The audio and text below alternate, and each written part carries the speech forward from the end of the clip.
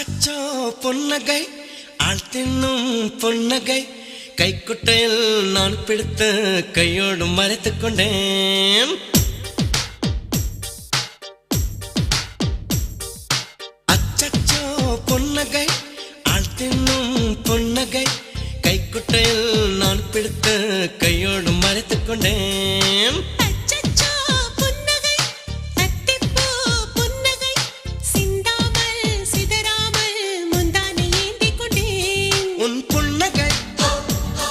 எனும் சாவியால் உன் புன்னகை எனும் சாவியால் என் காதல் திறந்து கொண்டேன்.